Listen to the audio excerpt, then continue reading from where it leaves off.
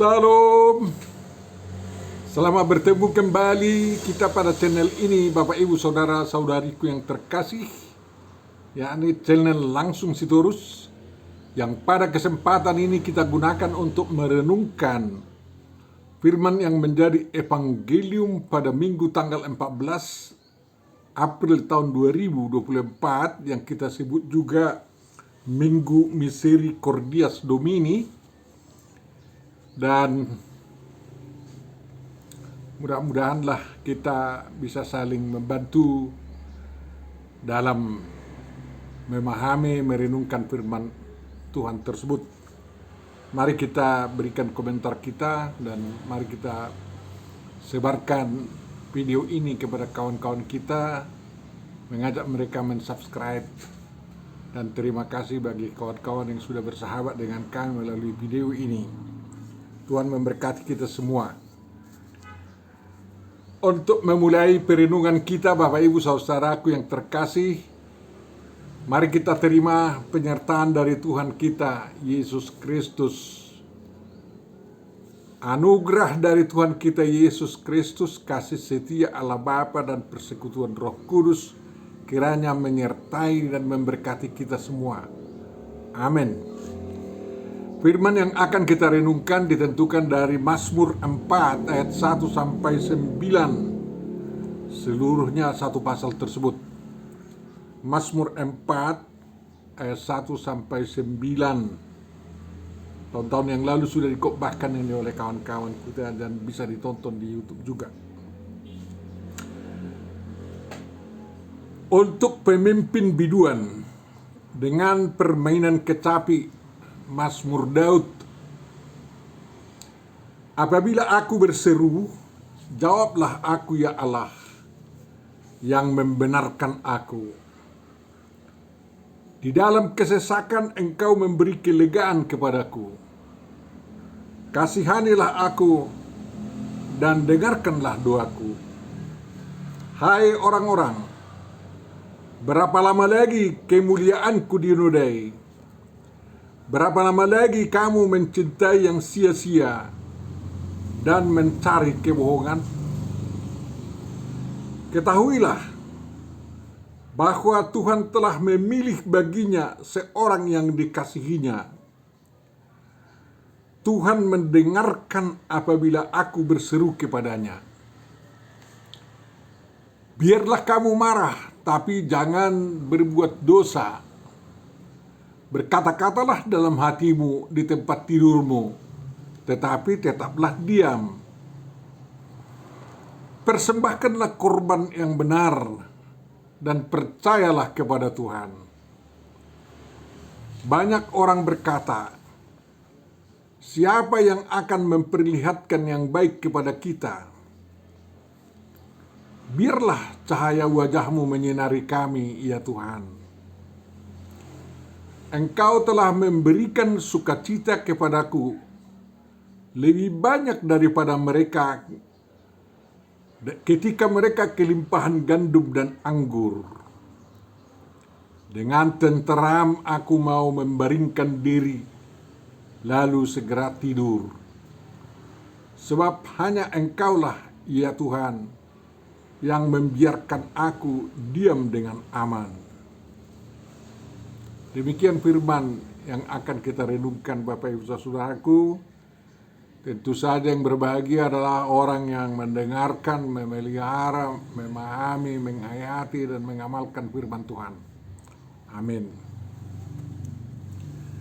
Berdasarkan ayat 9 itu, karena di sana dibicarakan tentang membaringkan diri lalu segera tidur, maka Lai memberikan judul Mazmur ini dengan doa pada malam hari. Tapi walaupun demikian judulnya, Mazmur ini juga bisa dimazmurkan walau tidak pada malam hari. Di dalam almanak kita diusulkan topik atau tema perenungan kita mengatakan cahaya wajah Tuhan menyinari kita. Sudah sering kita katakan, Bapak Ibu Saudara yang terkasih, bahwa Mazmur itu yang lebih 150 pasal pada umumnya mengungkapkan pergumulan seseorang atau penulis Mazmur dalam relasinya dengan Tuhan dan penyampaian keluh kesahnya kepada Tuhan, serta bagaimana pendapatnya terhadap pihak-pihak lain di luar diri pemazmur atau di luar kelompok pemazmur. Dalam Mazmur 4 ini kita temukan hal seperti itu, Bapak Ibu Saudara yang terkasih. Daud yang kita tahu orang yang sangat luar biasa dalam menuliskan Mazmur, tidak ada lagi yang dapat mengimbanginya sepanjang masa ya. Ya nulis novel, nulis pantun bisa, tetapi nulis Mazmur tidak. Di sini Daud dalam Mazmur 4 ini mengungkapkan siapa dirinya, yakni dia adalah orang yang dipilih oleh Tuhan.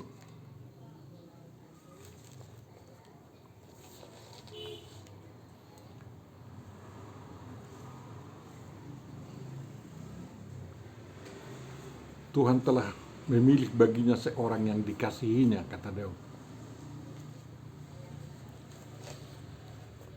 Dan di Mazmur 2 dikatakan itu adalah raja sebagai orang yang diurapi Tuhan. Dan dia memang dalam pengalamannya juga banyak sekali permohonan-permohonan Daud yang dikabulkan oleh Tuhan. Walaupun tidak semuanya. Karena pernah Daud memang minta membangun Bait Allah, tapi permohonannya itu ditolak. Dan Tuhan mengatakan bahwa putranya nanti, penggantinya nanti, yang akan membangun bait bagi Tuhan. Daud hanya diberi kesempatan untuk menyediakan semua bahan-bahan yang diperlukan untuk pembangunan itu. Sepanjang hidup Daud, sejak dia tampil di muka umum sewaktu melawan Goliat, sampai kepada akhir hidupnya, yang diriwayatkan dalam Alkitab kita, dia benar-benar mengalami banyak pergumulan yang luar biasa. Tapi dalam perjalanan hidupnya itu dapat kita ketahui bahwa dia selalu bersandar kepada Tuhan dan menjadi yakin betul bahwa Tuhanlah andalannya dan apa yang dimohonnya akan dikabulkan oleh Tuhan. Dan itu bagian pengalaman hidup seperti itu diungkapkan oleh Daud dalam Mazmur ini. Apabila aku berseru, jawablah aku. Ya, di dalam kesesakan Engkau memberi kelegaan kepadaku.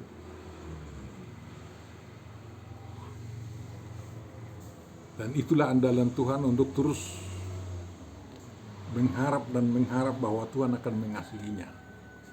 Dari sejarah hidupnya, terutama dia sebelum menjadi raja untuk seluruh orang Israel, hanya pertolongan Tuhan yang membebaskan dia, melepaskan dia dari ancaman maut.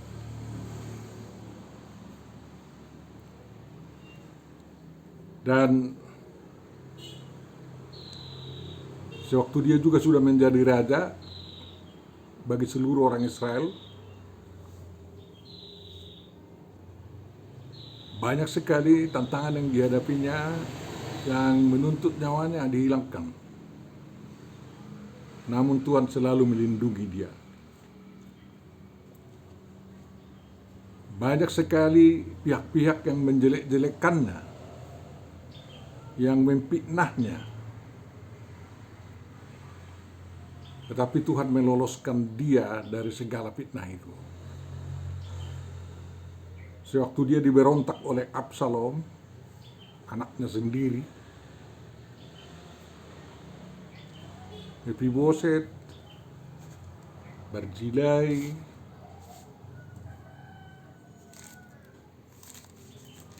dan banyak lagi yang lain-lain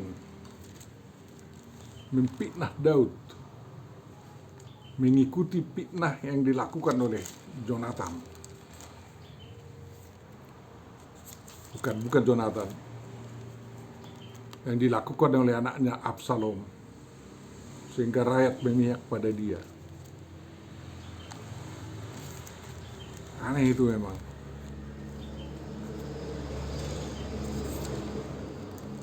Dan menghadapi itu semua, bukan tangan besi yang dia bikin untuk menjawab itu.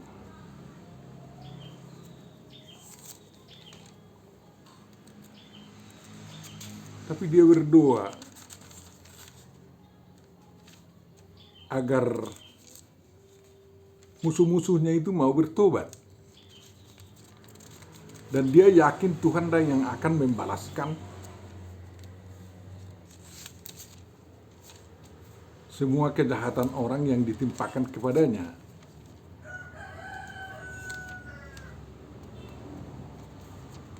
Lalu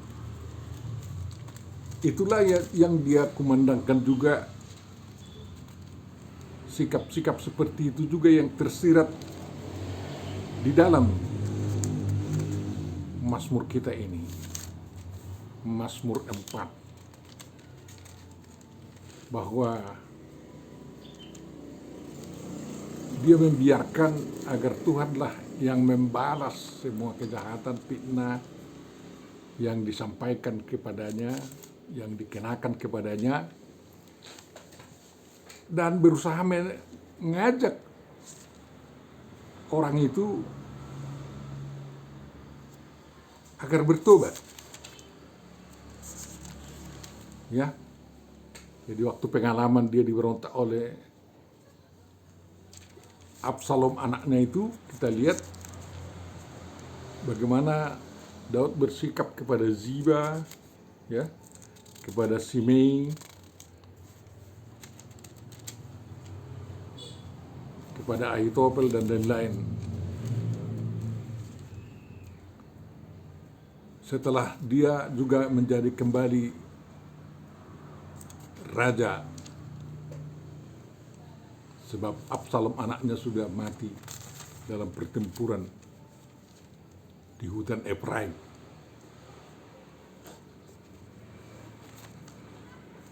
Jadi dari Mazmur ini kita dapat belajar bagaimana seorang beriman sebagai Daud untuk ditiru dengan keyakinan penuh bahwa Tuhan akan menjawab segala doanya, dan juga mengikuti nasihat Daud agar kalau kita sebagai pihak menjadi lawan Daud di sini, kita mau merubah diri dan bertobat dari kesalahan kita. Mari kita periksa, ya, ayat demi ayat apa yang diserukan oleh Daud dalam Mazmur ini. Apabila aku berseru, jawablah aku, ya Allah yang membenarkan aku. Dia tetap rendah hati memohon kepada Tuhan.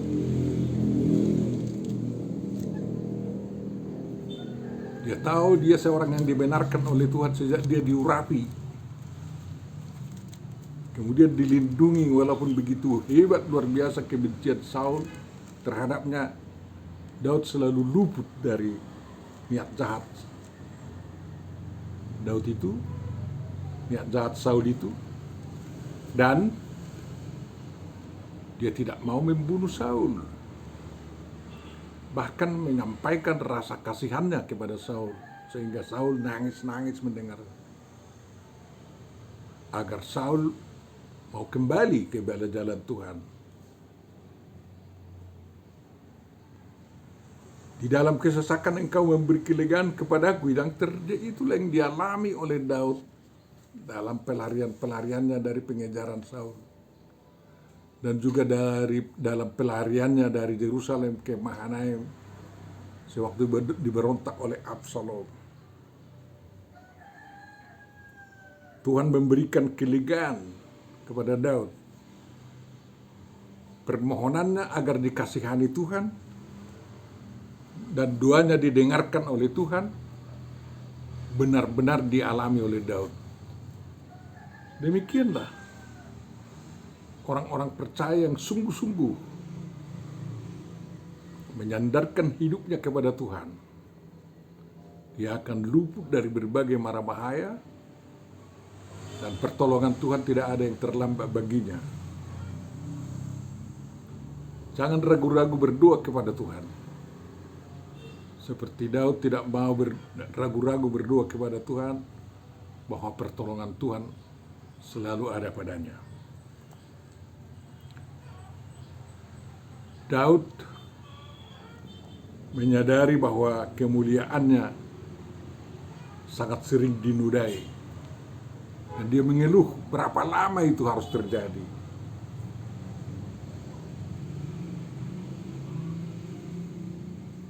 Dia tahu apa yang dikerjakan orang untuk menodai kemuliaannya itu, kemuliaan Daud, merupakan pekerjaan yang sia-sia. Namun itu terus dikejar orang. Dalam fitnah itu selalu banyak kebohongan, tapi itu yang dikejar orang. Sehingga Daud menegur lawan-lawannya itu. Berapa lama lagi? Hentikan itu, katanya. Dan kalau kita termasuk kepada orang sedemikian, tentu saja kita juga ditegur agar menghentikan penodaan kemuliaan orang. Ya, selesailah penodaan kepada Jokowi misalnya sewaktu kampanye Pilpres yang lalu itu. Seperti itu contohnya, ya. Terlalu banyak kebohongan yang dilontarkan kepada Bapak Presiden kita yang baik itu. Demikian kepada Daud. Dan kalau kita ibaratkan Jokowi itu adalah Daud, Daud mau mengajak para pemfitnahnya agar berhenti melakukan pekerjaan yang sia-sia itu. Ya, akan asohasia katanya dalam bahasa Batak. Dusta itu adalah pelanggaran kepada firman Tuhan. Karena apa? Kalau keyakinan didasarkan pada dusta, bukan pada kebenaran, maka akhir hidup kita adalah neraka. Hukuman berat dari Tuhan, dan kita akan terkecoh itu. Makanya kita selalu mengkoreksi dasar keimanan kita, apakah memang ada dusta di sana. Dan orang Indonesia selalu mengatakan kalau berteman jangan ada dusta di antara kita, karena itu akan menghancurkan persahabatan. Ya, kebohongan bisa meruntuhkan suatu negara. Hoax itulah itu. Jadi diharapkan semua orang mencintai kebenaran, bukan nasohasia, bukan yang sia-sia, tetapi mencintai hal-hal yang menjadi fakta. Ya, memang kalau kesalahan itu fakta, agar jangan dibohongi kesalahan, agar bisa diperbaiki dengan sungguh-sungguh. Kalau kita terhitung sebagai Daud, sebagai orang yang dipilih oleh Tuhan, yang dikasihi Tuhan, ya, pasti seperti dikatakan oleh Daud, Tuhan mendengarkan seruan kita apabila kita berseru kepadanya. Kita bisa marah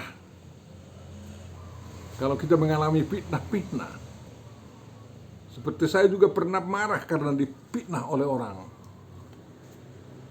Tetapi saya jaga diri saya tidak berbuat dosa. Demikian Daud ya. Tidak mau tangannya berlumuran darah membunuh orang yang memfitnahnya. Dia menggerutu dalam hati. Mungkin dia menggerutu sampai di tempat tidurnya. Tetapi dia diam. Karena apa? Kalau amarah kita ikuti, akan timbul banyak lagi dosa oleh karena pelampiasan amarah itu. Jadi lebih baik kita benam amarah kita di dalam tidur kita. Dan kalau kita sudah segar besoknya, amarah itu tidak menguasai kita lagi sehingga perbuatan-perbuatan yang melanggar firman Tuhan ya akan dapat kita hindarkan. Karena amarah bisa mengajak kita berbuat dosa terhadap lawan-lawan kita. Orang-orang yang pemfitnah, orang-orang yang menghina kawannya, bertobat. Dan tanda pertobatan menurut Daud memang persembahkanlah korban yang benar dan percayalah kepada Tuhan. Di era kekristenan kita persembahan tidak ada lagi, ucapan syukur yang ada. Tapi percaya kepada Tuhan harus tetap kuat. Tuhan telah mempersembahkan dirinya sebagai kurban penebus dosa bagi kita, sehingga kita tidak perlu lagi untuk mempersembahkan kurban penghapusan dosa kita. Di zaman Daud itu sangat pentingnya. Tetapi kepercayaan kita kepada Tuhan, yang kita kenal dalam Yesus Kristus sebagai Tuhan kita yang Maha Esa dalam Trinitas itu, harus semakin kuat. Bapak Ibu saudaraku yang terkasih, Daud mengatakan banyak orang berkata siapa yang akan memperlihatkan yang baik kepada kita. Kata kita di sini dapat diterjemahkan juga kepada kami. Sehingga jawaban yang di bagian ayat berikutnya itu, biarlah cahaya wajahmu menyinari kami ya Tuhan. Jadi cahaya wajah Tuhan itu yang menyinari kita akan memperlihatkan yang baik kepada kita. Dan kita ini adalah kami, Daud dengan kawan-kawannya. Daud dengan orang yang mencari yang baik di dunia ini. Di dalam berkat Musa yang kita tahu dari bilangan 6 itu, Tuhan memberkati engkau dan melindungi engkau, Tuhan menyinari engkau dengan wajah dan memberi engkau kasih karunia. Tuhan menghadapkan wajahnya kepadamu dan memberi engkau damai sejahtera. Jadi Tuhan menyinari engkau dengan wajahnya dan memberi engkau kasih karunia. Jadi wajah atau sinar wajah Tuhan, cahaya wajah Tuhan disertai dengan kasih karunia. Dan wajah Tuhan itu bersinar kepada kita apabila Tuhan menghadapkannya, dan lalu diikuti pemberian damai sejahtera kepada kita. Dan itulah yang paling baik dalam kehidupan kita. Itu melebihi dari segala sesuatu yang terindah di dunia ini. Ya, kalau ada terang di dunia ini, maka penciptaan berikutnya dapat dilakukan. Kalau kita disinari wajah Tuhan, kita dapat tenang mengerjakan pekerjaan kita, dan kita dapat membangun diri kita menjadi berkat bagi kita dan bagi orang-orang lain. Dan itu yang terbaik apabila kita menjadi berkat. Dan hidup ini adalah kesempatan untuk menjadi berkat. Karena Kalau kita sudah selesai dari dunia ini, yang tinggal adalah berkat yang kita prestasikan di dunia ini kan. Itulah sukacita. Kalau kita betul-betul dapat merasakan kasih karunia, merasakan damai sejahtera, oleh karena kita disinari oleh cahaya wajah Tuhan. Dan Bapak Ibu saudaraku yang terkasih, sukacita yang besar itu melebihi daripada harta seluruh yang ada di dunia ini yang kita miliki. Dikatakan di sini, ya, lebih banyak daripada segala kelimpahan gandum dan anggur yang dapat dipanen. Mengapa? Ya, sukacita karena anggur dan panen itu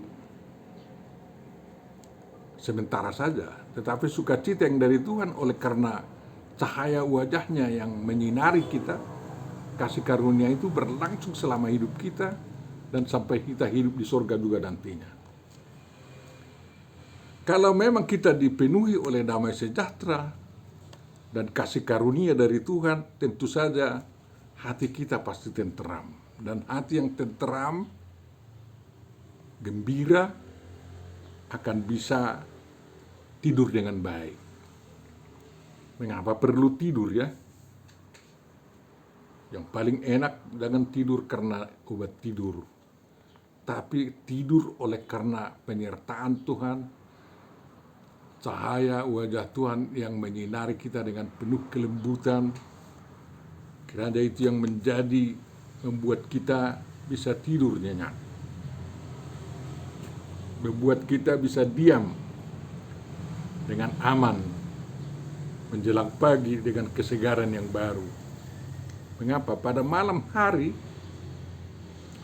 kalau Tuhan datang dengan cahaya wajahnya yang lembut itu, Dia memberikan berkat kepada kita. Makanya Tuhan memberikan malam kepada kita, agar ada kesempatan kita mengalami berkat yang langsung dari Tuhan. Secara fisik, ya, berkat yang kita terima kalau kita tidur dengan baik, darah tinggi kita hilang, kekuatan tubuh kita dipulihkan, ya, dan kesehatan kita bisa baik. Maka belajarlah tidur dengan tenang, dengan baik, dengan nyenyak. Yang original lah tidurnya. Itu bisa terjadi apabila kita mengisi hidup kita dengan sukacita yang dari Tuhan. Ya. Kalau kita mengisi hidup kita, hati kita dengan penuh iri, dendam, kemarahan, kita akan reot dan tidak sehat bagi-bagi berikutnya. Jadi, mari kita biarkan hidup kita disentuh oleh kasih cahaya Tuhan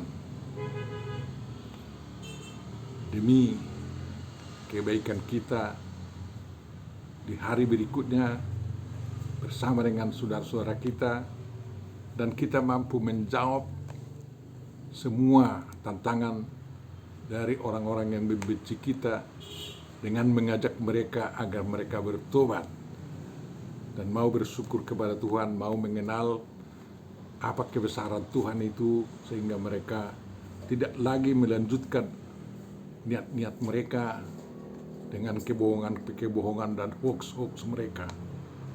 Dan kita bisa dapat bangun, ya, kehidupan bersama yang sangat mensukacitakan. Amin. Tuhan Bapa Surgawi, Kau telah memilih kami menjadi anak-anak-Mu, menjadi anak-anak Allah. Oleh karena itu Tuhan, dengarkanlah doa-doa kami, karena kami memohon bukan hanya untuk diri kami, tetapi juga memohon untuk orang-orang yang membenci kami, yang memusuhi kami, agar Engkau menyentuh mereka dengan tangan kasih-Mu sehingga mereka bertobat dan tidak dilanda oleh keamarahan, ya, tidak dilanda oleh perbuatan-perbuatan dosa, tetapi mereka bisa membenam semuanya itu, dan mereka juga dapat menikmati tidur yang baik sehingga sehat besoknya. Tuhan Bapa Surgawi, biarlah cahaya wajah-Mu yang terus menerangi hidup kami, baik siang dan malam, sehingga kami dapat menikmati berkat-Mu yang melimpah, kasih karunia-Mu yang telah Kau anugerahkan melalui pengorbanan Yesus Kristus dan melalui kebangkitannya, dan juga kenaikannya ke surga dan keberadaannya menjadi Raja yang merajai kami. Sempurnakan doa kami ini Tuhan, dan kabulkanlah dalam Yesus Kristus Tuhan dan Juru Selamat kami.